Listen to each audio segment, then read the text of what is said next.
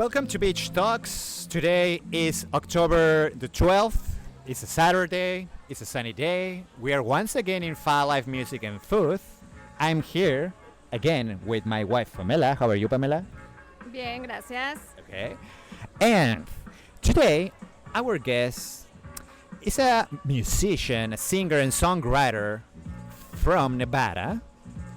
He has some of his records up there in Spotify. I listened recently to his album titled Live in a Brooklyn Garage. And a couple of those songs that I listened were called Where I Wanna Be and The Way You Live. Uh-huh. So help me welcome Mike Grabow. Gracias. Hey, Thank you so Mike. much. Hi, guys. How are you doing, Mike, today? Doing very well. Thank you. Thanks for having me on your podcast. No, it's our pleasure. This is Beach Talks, and what we're trying to do here is to have fun while we meet new friends and while we help you to people out there and know what's your superpower. In this case, that you're a musician, that you have some talent to share. And as well, we want you to remember how important it is to be alive and to live this life experience in a particular way, that way that you decide every single day. So, let's start with something in general about you. How did you realize that you want to be a musician? Do you remember that specific day? I remember the time in my life when I made the decision that I wanted to change the career I was in. And I started playing guitar, and I realized that I want to be a musician. That was when I was 20 years old.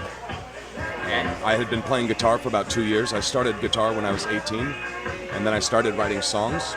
And I left the job that I was in, where I used to work for a food manufacturing company that makes like TV dinners for Marie Callender and Chef Boyardee, these kind of things. So working in a factory. And in my free time, I would play the guitar and started learning songs and writing songs. And I realized I loved to sing. So I knew I needed to get experience with that, and I had to kind of dive right in and put all of my focus on that. So I did. Okay. Do you remember who was the first person that told you, hey, you're a good singer, you have a great voice? Who was that person? You know, I don't remember the first person who it was, but even since I was a little kid, like my mom tells me when I was 3 or 4 years old, I would sing along to the songs that she would sing us to go to sleep. And I could always hold the tone. I could always stay on key. So then, from then on, like when I went to high school, I started singing in choir, and I did well with that. But it was a different kind of singing. It's following a very strict pattern, singing with a group of people. You know, we were 16 people in a group called the Madrigals from Douglas County in Gardnerville, Minden area. So it was a different type of singing. It took a couple years of me singing my kind of music that I do now before I started getting recognition for it. And people said, you know, you're talented. Don't stop. Basically, people now tell me all the time, don't quit your job. I think most people that I meet that don't like their jobs, that come down here on vacation and they see what I do for a living, and they respect it and they're jealous of it because I get to live in this beautiful place and I get to sing songs to people every day, and it makes people happy, it makes me happy, and I only have to go to work for a couple hours every day to do my job. Amazing. That's why, I'm more convinced now that why you are a great guest for our podcast, because that's what we want to convey, that you deserve to live the life that you want, you know? Yeah. If you want something, you just have to go for it. In your case, you wanted to be a singer, and you are now. And you want to sing in front of people, you are doing that. You wanted to live maybe in a cool place that you like, and you are doing that as well. Yeah, and I bet that there are a lot of, in a daily basis, decisions that you made every single day, that it's kind of a reminder for you, like, yeah, it was the right choice. Yeah, and I don't regret it ever. I love my job. I get to travel the world playing music. I go to Germany and Austria every year, and I get to play for new people every year. And it's funny, actually just about a month ago, I made a decision to take another career path, something I've wanted to do for a long time, which is do vocal acting for commercials, for car commercials, for cartoons, video games, this kind of thing. Very interesting. Yeah, so I started doing that about 3 weeks ago. And so that's been a new job that I do. In my free time at home, I'll wake up really early in the morning at like 5 in the morning and I do auditions and wait for callbacks. Basically, whenever there's no construction going on outside on my street or my neighbors, I'm doing auditions and trying to get better at learning the software, learning how to record, and learning the business. And it's actually working. I've started getting jobs. So it's. So would you say that that's your main instrument, your voice? My voice. I would. Or not necessarily. I mean, I live off of the money I generate from either singing or now voice acting. But I would say more than that is the dedication I put into things. I get very. I'm a kind of a stubborn person. I get tunnel vision when I want something. I go after it and I just don't stop until I reach my goal. So I would say between my voice and my heart, those are my two best qualities because I just don't quit. I just love that you mentioned your heart, so that's amazing. Let's make a little parenthesis in order that Pamela can ask the next question. Okay. Pamela, ¿qué pregunta le tenemos para Mike? Así es. Mike, ¿cuánto le pondrías de calificación a tu nacimiento y por qué? Ooh. Can you translate? Yeah, No sure, todo. definitely. What grade would you put to your birth if you could? What grade? Like If you what could, grade? Yeah, if you could put a grade to the day that you were born, what grade would you put to that event in your life? Ooh, like my birthing. Yeah, Ooh, I don't know. That's a tough question. it is. What are you looking like on a number scale, like from 1 to 10? I don't know however you would like to put that. I mean, In a scale. I would have to put that as the most important day of my life so far. Okay. I think that the day you're born and the day you die are the only 2 days in your life that you don't have any control over. That's right. Between living and dying, everything is a choice. Definitely. There's always obstacles. There's bad situations and good situations, but it's how you make choices to deal with those situations throughout life are the only ones you actually have control over. So I just thank God and my parents that I was actually born and I get to, live the life that I have now, and I feel very grateful for that. And putting that in a scale from 1 to 10, 1 to What 10, would you say? 100. 100. Yeah. Amazing. Yeah, I agree with you. It's definitely, I love that comment that there are just 2 days that we can't control. Yeah. And yeah, that's true. And in between, we can do whatever we want. Yeah. Maybe not every day, but if you decide, yeah, you can go as far as you want. Yeah. So I love that. So, going back to the music, I would like to know what type of music did you like when you were a kid?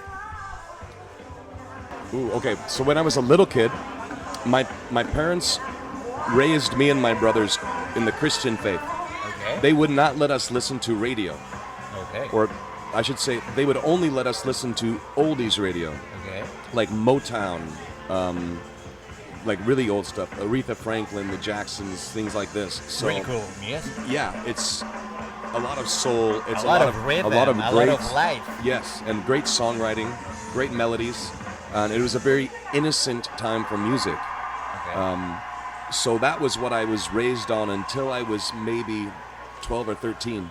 And then my older brother started listening to punk rock and bands like Metallica and heavier music, and then harder into like Slipknot and Sepultura and some of this heavier stuff. Okay. And I started listening to some of that too. But it was never really my thing. I really have always been drawn to good singer-songwriters. Like when I first started playing music, I was listening to Gavin DeGraw, Jason Mraz. They were two of my favorites. And my favorite of all time is Martin Sexton, he's not a big mainstream musician, but he was my favorite singer for all of my high school years growing up. Amazing. And that's a very interesting type of music from a kid, you know, because if you're listening like from Motown to Metallica and maybe Slipknot, it's like, okay, you have a vast type of music there. Yeah. Were you interested in classical music when you were a kid, or maybe a teenager, older? You know, there's times that I liked listening to it, but my parents made me take piano lessons when I was 10 years old. Okay. And I didn't want to. And all of that music was learning classical music. It was Beethoven, and It was a theoretical thing or a practical playing piano? it was practical. Okay. Yeah. And I didn't want to do it. And so I stopped after a few years. And I like classical music more now because I know more about music and I appreciate understand it. what happened back then with Beethoven and Mozart. Yeah, and I appreciate it Bach. more. It's really intensely difficult music to write, and even just to listen to. It's so mathematical, but it's very soothing. So it's actually I appreciate it a lot more now that I'm grown up than I did when I was a kid. Cool. And I think that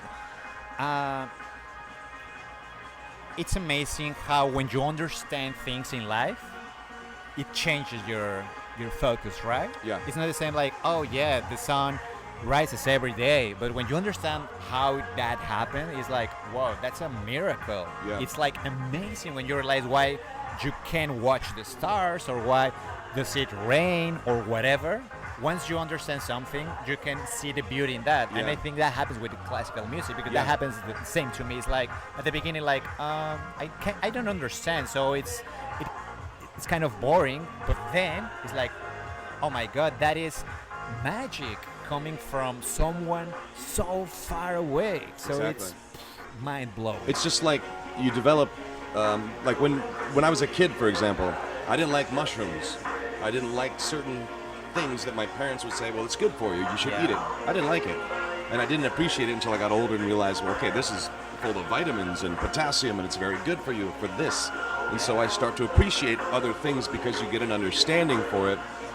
Much like this world, once you have an understanding of how the world works, when you experience new countries and you see life outside of the news and what the media shows you, you start to appreciate other cultures and how other people live, and you don't take for granted what you have.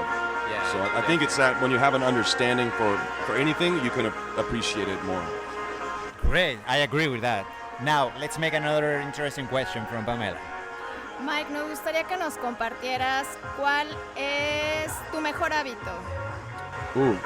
Para mí, entre pescar con arpón, Okay, fishing. yo hago mucho apnea y pesca con arpones. Y es al lado. Okay, I was on the back side of this the whole time. So, mi primer tatuaje es un pescador. Es mi deporte favorito Your aquí. favorite sport, okay. Aparte de componer música, me encanta la pesca. Cool. And why would you say that you're interested specifically in that kind of fishing? Well, I've been fishing my whole life.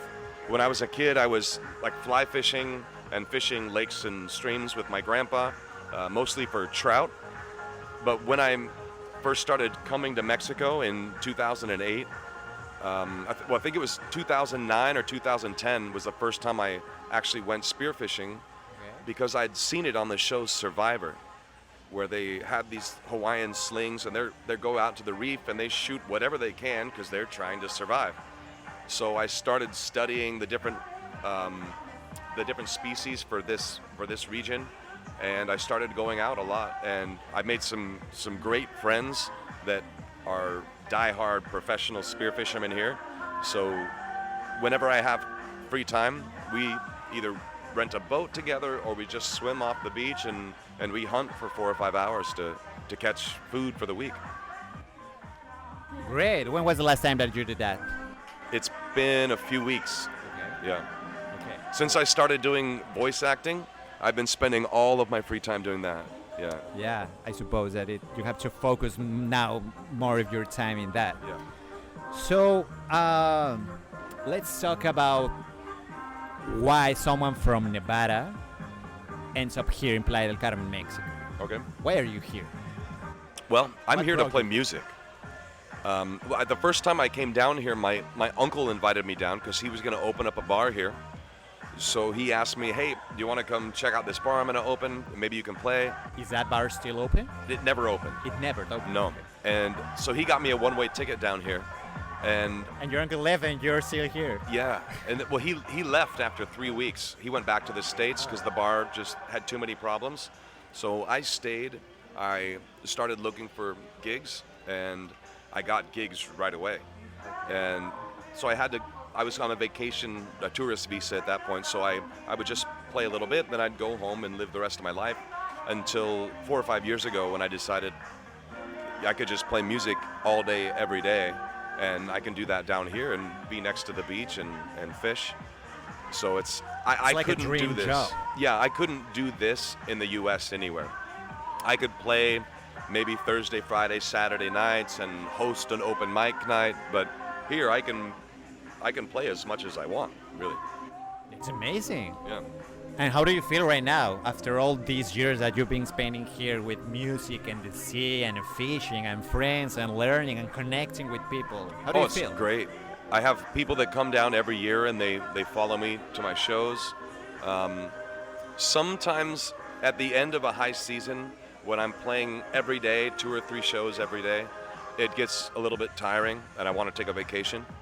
But it helps when I write new music. It makes me feel like I'm doing something new every time I can produce a new song and have people hear it, and if they appreciate it, that really feeds like my soul of, that love you get from other people. Even if I'm just playing a cover song of somebody else's song, but if it makes people happy, it really makes me happy too, so it's really rewarding in that way. That's great. And it's kind of the same thing that happens to us because we are here because we got tired of all the hustle of being in the city, in Mexico City. I quit my job, Pamela quit her job, and we said we just want to embrace the present, we just want to live, we want to connect, and we want to do things that we really believe in. Yeah. And we believe that spending time with talented people, we believe that being around amazing friends and close to the beach, close to the sea, close to the nature in general, it's a life changing. And you realize that, hey, why did it take that long to happen? Why did I realize that late in my life? But for some reason things happen when they have to happen, so Exactly. that's why you're here basically. And now I'm gonna ask Pamela the next question. ¿Qué otra pregunta tenemos para Mike? Ok, ¿cuál fue la última buena noticia que recibiste? Ooh, the last good news. Yeah. What was the last good news that you received? That you went yeah, oh my god, that's amazing. Great big news. Ooh. Okay, the last big thing, it wasn't really a news, but it was something that I just needed to do that I didn't do for years, which was starting my own publishing company Okay. and releasing music onto Spotify. It's like the music you heard, I recorded that in 2007, and I've never put any focus on recording and putting my music on social media or any listening platforms. So that was a huge step for me to get songs that were old, not great recordings, but just put them out and leave them in the past and start working on new ones. So when I got the notification from ASCAP, which is my publishing rights organization, they approved my publishing company. I felt like, okay, that was something I've needed to complete for more than 10 years so that I have the ownership to my music and I own the rights officially and I can do whatever I want with it, basically. That was the last great news I've had, yeah. Great. And I think that eventually you're going to receive more great news regarding that because we have listened to you several times here, and for everyone listening this, Mai has a great voice. And that's something that you know. But do you agree that you don't just need a great voice in order to be a singer? There's something Yes. else that you have to put on stage. Yeah. And I can feel that with you because it's like, okay, maybe there's people with a better voice than you. But for it's sure. not just about the voice. It's about the performance. It's about the feeling. It's about the connection. It's not the same song when that person sings. And that's why I think people become like great musicians and great artists and great singers. And I think that you have that, let's say, as an Austin Power kind of worth, like the I think it's the mojo, right? The word, the yeah. mojo. It's like the mojo that you have on stage. So I bet you will receive more great news in that side. I hope so. Yeah. And now, what about the personal life of Mike? Do you have a family? Do you have someone close to you living with you here? It's just you and your guitar. Right now, it's just me and my guitar. Okay. I do have someone special in my life, but she's not here with me right now. Okay. So yeah, which is why I'm getting a lot of stuff done right now, because I have all my free time to myself. You're and- focused. Yeah, on and your I'm very music. focused. Yeah, on music and other business opportunities that I'm trying to get into. So it takes a lot of focus to get things accomplished and to get things done. So luckily, I've got my time to myself to do that. In that order of ideas, what's the biggest sacrifice that you have done in order to achieve what you want in your career? The biggest one. I think the biggest sacrifice is that I have to be very secluded in what I'm doing, and I have to live very far away from my family to live the life that I want to live. How often do you see your family? I see them once or twice a year. It's not bad. It's not bad. I'd like to see them more. I have a little sister who's 16 years old, and she's in high school, and I'd like to see her more and be a little bit more of a constant in her life.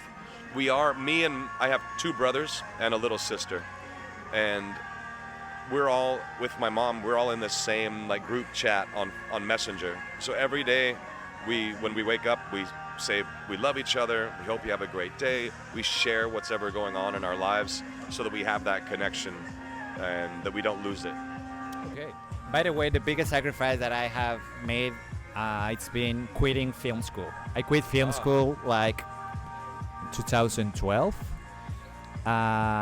Just because sometimes you have to decide, because you can't do everything that you want in a specific moment of your life. And in that moment in our life was like, okay, either I keep going with film school thing, or I just find a job, get money, and keep living with, in that moment, my girlfriend, who became my wife. And now it's like, in hindsight, it's like, yeah, it was a good decision, but it's not an easy one. Like, because it's always like your passion against someone. And all of your friends telling you, you're crazy. How can you just quit film school if it has been your dream your whole life? And it's like, yeah, but I can find different ways to achieve the goal of becoming a filmmaker. Yeah. But finding the love of your life, or someone that you think that could be, it's like, no, it's not that easy. It's like winning the golden ticket from Willy Wonka, or Sure. winning the lottery. So That makes it easier to change your path when your heart wants something else. It's like, Exactly. it weighs it out differently. Exactly. So, okay, Pamela, shoot the next question to Mike. Bueno, vamos con una pregunta más relajada. Okay. ¿Cuál ha sido tu momento más vergonzoso? You got that? Yeah, like Okay. Like the most most embarrassing moment of my life. embarrassing moment ever. Like, shit. Okay. Most of my embarrassing moments have happened on stage Okay. because I spend so much I time want to hear on that. stage. What has been the biggest? So when I was there's a few of them. Okay. So when I was in high school, I was accepted to the state choir, like for the state championships, and there was 5 male solos. I had 2 of them. My friend had 2, and then we shared the last one because we were 2 of the best singers in the state. And it was the first time I had to sing by myself in front of a couple thousand people. The first time. Yeah, I mean, I'd been singing for small groups of people there was no pressure. It was in my hometown. It was no big deal. Like it was a big moment. Oh, They were yeah. Like, oh. And I remember I couldn't see. It was like I went blind, and my voice was just shaking so bad. You were nervous. Oh, I was so nervous. It was terrible. How then- old were you? I was 16. I've had several times on stage where I completely forget the words to songs, or in Canada, maybe smoke too much weed in between sets. Okay. And I'm playing a song, You and forgot the then chords or I completely forgot everything, the Like- chords, the words. What am I doing? Like what song was it? Yeah. So I'm playing a chorus, and I go to the bridge of a different song in a different key, and I'm looking at my friends like, I don't know what I'm doing. I had to just stop. Those were always embarrassing moments. Now that doesn't embarrass me. Well, for one, I don't smoke weed anymore. Okay. But I still have times where I forget songs. Yeah. I'll get distracted and I'll forget the words to the song, and now I just will make up words, and I'm used to it that it doesn't really embarrass me anymore. So. It's okay. I mean, I've never been in front of an audience. I like music. I play the piano. I play guitar. I play some percussions. You know, these Peruvian box. Oh yeah. But I mean, I'm not a musician like you. But I have thought this idea that if I ever in front of an audience, my biggest fear is to forget the chords of what I'm playing. Like, shit, I was so obsessed with playing it amazing that I just forgot what's the next chord and like just freeze like, and everybody just staring at me. That's my biggest like nightmare if I ever in front of an audience. It's brutal. So what happens when you're playing and then you realize that have ever happened to you that you forget the chords of the song that you're playing, like, oh my god, I just remember what's the next one. Maybe I remember what's going after that, but the next one is like just let's play in the air or not play. I've had that happen now so many times in my career that I've had to just tell people I stopped the song and I'm so sorry. I completely forgot what I was doing. You know, I've gotten used to that. It's still embarrassing as soon as it happens, but when everyone's looking at you on stage, if you just stop and look embarrassed, you can't. You have to make it a joke. A suicide. Yeah, or you have to laugh at make an excuse. I tell them, I got to quit drinking tequila or something. You know, my mind is going. I'm getting old. So I've gotten used to dealing with that kind of embarrassment that it's like, no pasa nada. I'll play another song. Yeah. That's so funny. Do you have another question for Mike, Pamela? Tengo una última pregunta para Mike. ¿Qué mensaje te gustaría guardar para tu Mike del futuro? Oh. What message would you like to send to your future self? If you ever listen to this podcast maybe a couple of years later, what message would you like to send to yourself? Oh, I would say congratulations. You worked hard. You did it. Keep going. Okay. Cool.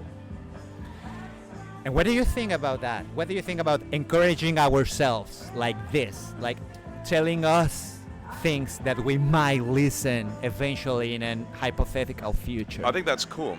I think we already do that to ourselves on a daily basis when we set goals and we try and achieve those goals. It's like we're telling ourselves, I want to go from point A to point B. And eventually you get there, and then you can look back and say, I did it because I told myself I would. My older brother Matt, every morning when he wakes up, and he wakes up at like 4 a.m. to go work out, and then he works all day, and he goes to school. So early. He's a 4 beast. a.m. is He's like just this massive, he's a very dedicated person. Okay. So every day in the morning, he sends me a motivational video, like on WhatsApp. Every day? Every day. That's some motivational speaker talking about achieving your goals, being dedicated, talking about millionaires don't watch TV. They're not sitting around planning things or getting high. They're doing. If you don't feel like doing it, if you don't feel like going to the gym, get up and just go. Go through the motions. You're going to have bad days. You might have off days, but always stay moving forward on that path. That's the only way to reach success. and he's been sending me those videos every day for the last like 3 months. That's discipline. It's great.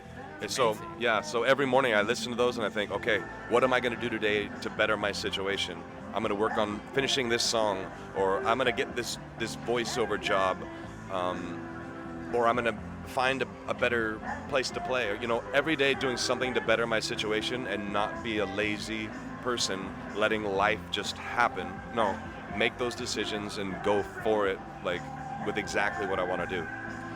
Okay, that reminds me two things. The first one is that that reminds me that when I was maybe like 23 years old, when I was 23 years old, my best friend told me, you know what? Because I was telling her like, I want to write this script, and I had this great idea about this short film that I want to direct, and months passed by, and she asked me, hey, how is it going with the script? Like, oh, I haven't written anything. Like, why? I don't know, because I don't feel like that I have the idea so clear in my mind. And it's like, you know what? You're a thinker. You're not a writer, because you know what? Thinkers think, and writers write. Yeah. And that just stuck in my mind, like, that's it. Because from that moment on, every time that I want to do something, like, okay, if I want to make a podcast, I just have to go and make it. I don't have to plan it like forever. Like, Exactly. yeah, let's plan this great podcast on the beach called Beach Talk. Like, it's like, and Pamela helped me with that, like, okay, because I'm a perfectionist. So she told me, you just have to go out there and do it. Yeah. You have to execute, because we waste a lot of time thinking and planning Yeah, that's true. and imagining like the ideal situation. Yeah, and it's never an ideal situation. There's Never. always something that happens. I think just the fact that you started doing your podcast, if you're the perfectionist and she's the one that says, just go do it, you're going to find ways of perfecting it along the way That's right. until you get it to where it needs to be. But that's the practice you need to take in something to make it perfect. It's never just going to start. You have to do it until it's perfect. You know, it's the same with me, like with writing songs. I procrastinate writing songs all the time until I decided, no, every time I get something that pops into my head, write it down or That's record it discipline. onto my phone and then come back to it later and do it. But it's always just produce. And that's a really good practice, you know, to just make things better. Yeah, discipline is definitely the key. And recently we read a book called Atomic Habits. And we love that book because the main idea of that book is that if you just get better 1% every day, you're doing great. Yeah. Because sometimes it's like, oh, I want to make this film. And it's like, no, it's so difficult, it's so expensive, I don't have the gear. And it's like, no, just do 1% in order to get there. So just write it down. Write one page, Yeah. and then another, and then another. And after a year, you will end up with a script of something. Maybe not the greatest short film ever, but definitely something that you can shoot. And I think that's a great advice for people out there like me, that is always thinking like, oh yeah, I have this great idea, but now I have to think it better because I want everyone to think like I'm a, you know, like how amazing ideas come from my head. And no, it's like, it doesn't matter if it's the great idea or not. Just go for it, whatever it is. Yeah. And I think that happens even in a daily basis, not necessarily with our professions. If we just want to say something or do something, we just have to go for it and say, hey, you know what? You look great with that shirt. If I actually thought that, I love to say that kind of things nowadays. Like, Yeah. you know what? I like your shoes. And I just want you to know, I don't know you, but just by the way, you look great. And well, finally, are you in a rush right now? You have to do a sound check or something? I've got plenty of time for that. Okay. My sound check takes 5 minutes. Cool. Because Pamela had another question prepared Okay. that she didn't ask you, but I want to, which was la del juguete favorito. Ah, cierto. What was your favorite toy as a kid? That's a question that we haven't asked anyone. But Pamela this morning came out with that question, like, you know what? We should ask people what was their favorite toy, and it's like, yeah, I think that's a deep one and a cool one, like to remember that moment of your life. So, what do you say, Mike? Yeah. Ooh, that's a tough question. I, I can't remember having any toys. I mean, I have a memory when I was like 10 years old of me and a friend used to walk around my block, kicking a rock. There was like a piece of asphalt that you would kick, and it would get a little bit smaller and turn more into a ball. Yeah, I didn't really play with toys.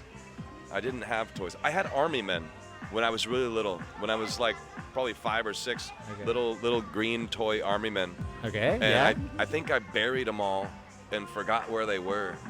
Like this kind of little green mans from Toy Story. You Yeah, know, these exactly. little soldiers. Yeah, I had a lot of those. Okay. Yeah, and from what I remember, like I was playing with them, and I made like a hole in the ground, and I put them in the hole, and I don't remember where they were. So that was the end of those toys.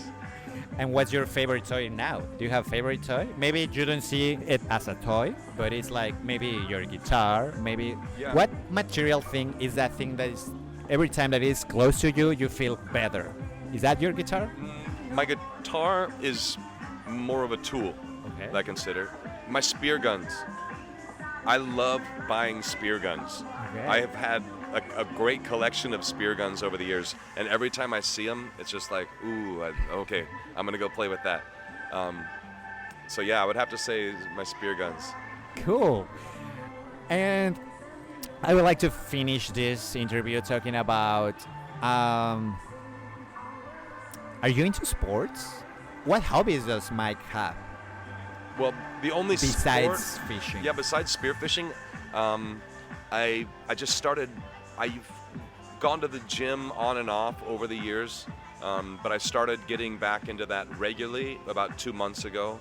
So I go to the gym 6 days a week, and I like walking. I've started. Walking without destination? Yeah. Or walking with a destination? The destination is to walk for an hour and a half. Like, so I do that usually around 5:30 in the morning. I get up, and that's the first thing I do after I have some coffee. Then I just walk up and down 5th, like to the end of 5th where you can possibly go, and then I walk home. And some days I'll try and jog a little bit, or just to get myself woken up, get a sweat going. And it's a really nice time of the morning, right before the sun comes up, before there's a lot of people out. And then I come home and I start working on music or working on voice acting. So it's a good way for me to just start my day. And I really like going to the gym and lifting weights. It feels very good. You seem like a strong man. I used to be a lot stronger, yeah. Well, I bet you were stronger, but you Yeah. definitely look like you can lift anything. I can lift speakers all day long. Sure, for sure. You should. And what about if you could recommend us either a band or a singer, an artist in general that is currently producing music, like a contemporary artist from 2015 from now, Yeah. which like band For me, or what artist would you recommend us? the Zach Brown Band, Okay. they're a very fun kind of country rock. They write a lot of songs that are like about Mexico and being on the beach in Mexico. Chris Stapleton, Okay. he's one of my favorite singers-songwriters right now. And I really like Ed Sheeran. Ed Sheeran has got a great selection of music. He's another one of these. I've watched some of his interviews, and he talks about the dedication that he has of writing every day, even if you're writing a bad song, And I putting in the time. I don't know if I'm right, but I guess that he's the one who has the most listened song in Spotify, maybe? Ed Sheeran? Could be. Yeah, Could be. I think it's Shape of You, maybe. might be. Yeah. Might be. And last question. If you could have a meeting, let's say a dinner, with any person alive that you can pick, who would you pick and talk for an hour with that person? Ooh, probably Martin Sexton. Okay. He's the reason I started playing music. He's just a great singer-songwriter from the U.S. I would love to just sit and talk with him for an hour. I think would be amazing. And let's say, what question would you ask him? Like, tell me one, like, example of a question that you will ask him. I would probably ask him about his process in writing songs and his inspiration and his formula, like how he does it. And yeah, I would have to just pick his brain about how he sings and how he writes. For me, he's always been like my number one favorite singer-songwriter. Would you say that he's the one that you have listened the most songs in your life from him? There was a time where, probably for about 8 years, like he was all that I listened to. Yeah. And lately now, I don't listen to as much music because I write more music, so I try not to listen so that I can hear the songs that are in my own head. Okay, great. What happens, Pamela? Oh yeah, we forgot that you have to go up there on stage. Yeah, I gotta Eventually. sing a little bit, yeah. Eventually. What time does your performance start? It starts at 6:30. Okay, so we have a couple of minutes more. Do you have any question for Mike, or está todo bien? Muy bien. Okay, well, we are closing this interview with you, Mike. Thanks for Thank you having very me. much. Is there something that you would like to share? Something that maybe I didn't ask you, but that you want to share? Where can we find you? If I know that you're on Spotify Yeah, I'm like as Mike Grabow, right? Yeah, I'm under Mike Grabow, under Spotify or Google Play Music. Okay. I just have another album I did live in Germany come up on iTunes. Okay. So it hasn't gotten to Spotify yet because I need to change some of the photos around, otherwise they won't accept But it will be there eventually? Yeah, in yeah, Spotify. Okay. yeah. It's a couple week process for them to approve the artwork. Okay. But yeah, I'm on Instagram, or on Instagram it's Mike Grabow Music. Okay, And Mike on Grabow any other listening Music. device online, it's just Mike Grabow. And where else can people listen to you here in Playa del Carmen? Because we know that you play here in the FA Live Music and Food. Where else do you play here? So yeah, every Saturday right now I'm at FA from 6:30 to 8:30. And when the high season starts, I'll be doing Wednesdays and Saturdays at the same time. I also play Lido Beach Club every Friday from Okay. 3 to 6:30. And I play Alive every Sunday from 7 to 9 p.m. Okay, cool. Is there a place where people can find those schedules, information about your shows? Yeah, basically I post my regular events on Facebook. Cool. Yeah, So if people follow you on Facebook, they're going to be updated about where are you. exactly, yes, daily. Cool. Well, Mike, thank you very much Thank you for having being me. with us, for spending your valuable time with us, and for share the amazing talent that you have with us here in this venue. And pleasure. thank you for being part of this community of Beach Talks. We Thank really you. appreciate that. Thank you. Thank you very much, Pamela. De nada. Okay, this was Beach Talks. Thank you very much for listening or watching. Beach Talks.